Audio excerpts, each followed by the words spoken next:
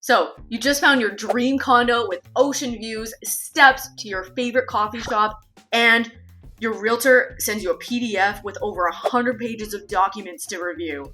In this video, I'm going to take the strata review process from this overwhelming, complex process to something very simple and streamlined to help you make sure that you are purchasing a great investment. I always tell my clients, you're not just purchasing your condo, you're purchasing the actual corporation. And in this video, we're going to dive into making sure that you purchase a smart investment.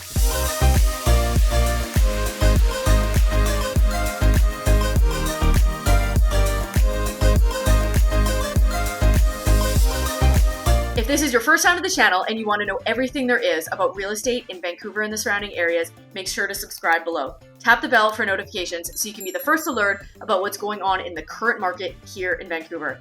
My name's Megan Becker, eXp Realty. Myself and my team get calls every single day from people looking to make a move to or within Vancouver. So whether you're moving in 9 days or 90 days, make sure to give me a call, text, or email, and I'm excited to help you make a smooth move to Canada's greatest cities. Now let's get into it. The strata doc review process is something that you will need to do when purchasing a unit in a strata. This happens either before getting an offer accepted during your conditional due diligence period. The listing realtor is going to send you all of the relevant strata docs that are relevant to the strata lot and corporation that you are looking at purchasing into.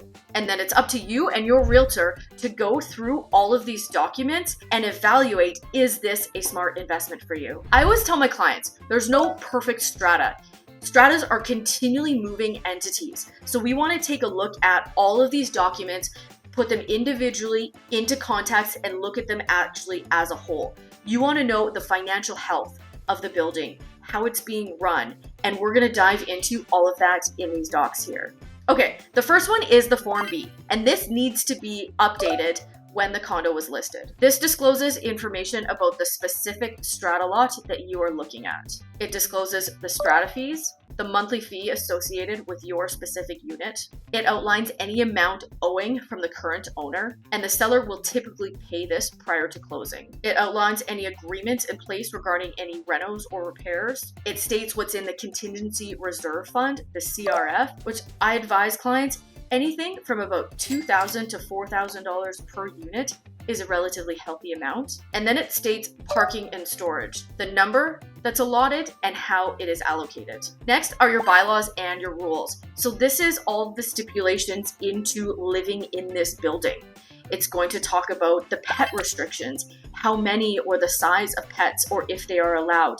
It will talk about bike storage. A lot of the stratas right now, they don't allow bikes in the hallways. So there's usually something stipulated in the bylaws. There's usually a common bike storage room in the building, but bikes are not allowed in the hallways just due to damage. That's going to be specified in the rules and bylaws. It will outline balcony use. Common things are no smoking on balconies, no, hanging random paraphernalia out your balcony, obviously no throwing things off the balcony. Standard things like that. What you really want to be aware of is anything that you're not expecting. I mean, most of them you're not allowed to hang laundry or anything like that, anything that's going to be unsightly. But if you do have a bike, this is something to really be aware of. If you do have pets, this has to be something that you are aware of, and make sure that you talk with your realtor.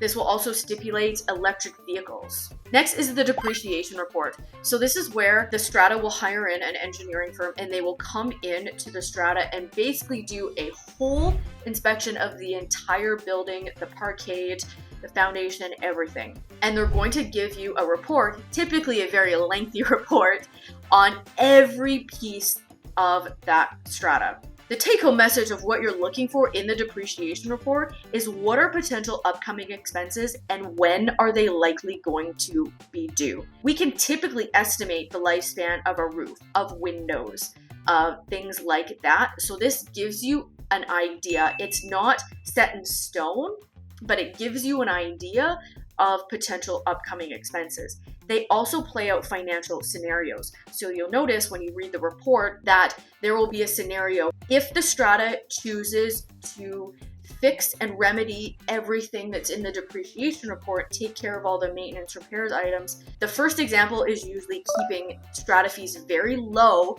but then having special assessments, which at first glance look really high.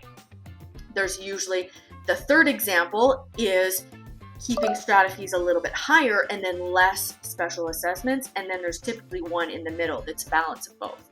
That's where I always tell people low strata fees are not always a good thing because they got to take the money from somewhere for those special, and that will come in the form of a special assessment.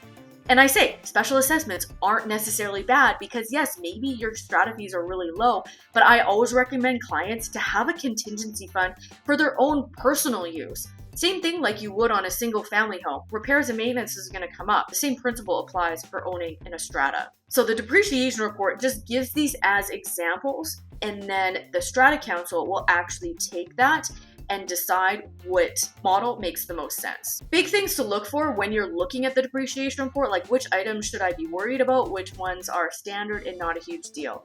The big ticket items that I would really pay attention to are like the parking podium, the membrane of the building, has it been rain screened, windows, piping, especially if it's an older building, and the building envelope, because those are typically the really big costly items. Next is the AGM. This is the president's summary. It goes over all of last year's projects. Everything major is going to be talked about in the AGM. So you want to take a look at that depreciation report lined up with the AGM. And then the next thing are the monthly meeting minutes. And so are these things corresponding? Are issues that are getting addressed on the monthly meeting minutes, are they actually getting addressed? Because you will be provided with the whole last year's of minutes. And so if there's something early on and it's not getting addressed, that's kind of a red flag. If it was brought up early on and then it was addressed, that is a good sign. What you're really looking for in the AGM and the meeting minutes are talks of items, and then how are they being handled, what's the communication like, and are they actually being remedied?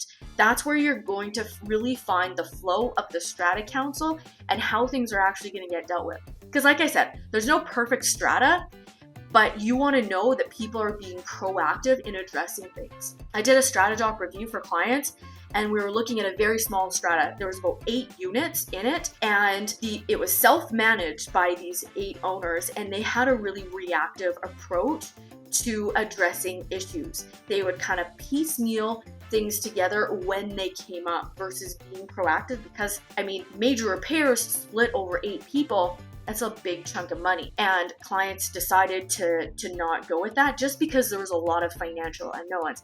That's the nice thing about purchasing into a strata with a larger unit. Yes, there's going to be more repairs and maintenance because the building is larger, but it's divided between a larger number of owners. So that's something that you really have to figure out.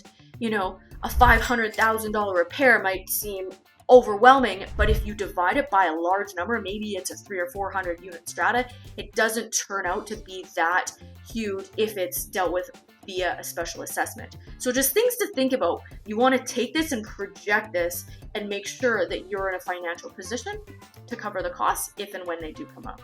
Next is an SGM, so a special general meeting. And this is any special project or something that comes up that isn't routine, regular maintenance. Next is the financial statement and budget. Really what you want to take a look at here is what are the projected expenses, what are the actual expenses, and how similar are those? Because over projecting and under projecting, neither of them are a good thing. Over projecting, yes, maybe you're super conservative, but you could be allotting money very differently. And under projecting on budget items, obviously, we know that that's not a good thing either. So you want to make sure that things are matching and it's a reasonable amount being put in each area of the budget. Same thing like you would look at your personal finances and budget. It's very similar to looking at the strata. Next is the insurance. Biggest thing you want to look for is the deductibles. And a big thing is the water deductible, because there are situations where the deductibles are too high that you will actually have trouble finding personal insurance to cover. So your personal insurance will cover that deductible if you are at fault. Let's say hypothetically, you run your dishwasher leaks, it leaks into multiple floors below you or beside you. Your personal insurance will cover the deductible for the strata to cover the repairs for that water leak. Next is the PDS, the property disclosure statement. So this is a disclosure of any defects with the unit that you are purchasing. If there was ever a grow up, it will be disclosed if there was any renovations done to the unit or any damages, things like that. So these are all of the major documents that you want to go through with your realtor. I always encourage my clients to read through them on their own. I read through them as well. Then we usually jump on a Zoom or meet for coffee, and I'll walk them through all of these major documents and the major points that I find.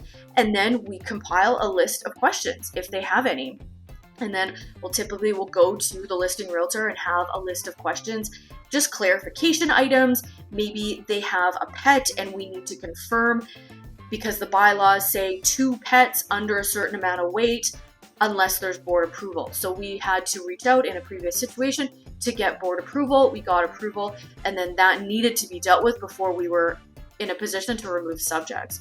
So you can go back and forth there, and it's typically only the listing realtor or the seller that would be able to access information from the Strata Corporation just for privacy purposes there.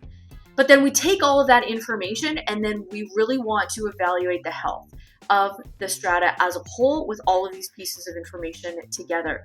So we really want to answer the question, is this a good investment? And are you happy with what your financial life is going to look like owning in this building? And we can paint a picture and put some clarity around the numbers and what that really looks like. And that about wraps it up for the Strata Doc review process when purchasing a property here in British Columbia. I hope you got value from this video. And if you're curious about the home buying process as a whole here in the Greater Vancouver area, make sure to check out my ultimate guide to buying a home here in Vancouver. My name is Megan Becker, eXp Realty, and if you're thinking about making a move to the Greater Vancouver area, I'd be excited to help you make a smooth move to Canada's greatest city. All you have to do is contact me in the description box below. All my info is in there. And until next time, I'm going to lose this blazer and enjoy this gorgeous weather, head out for a run on the seawall.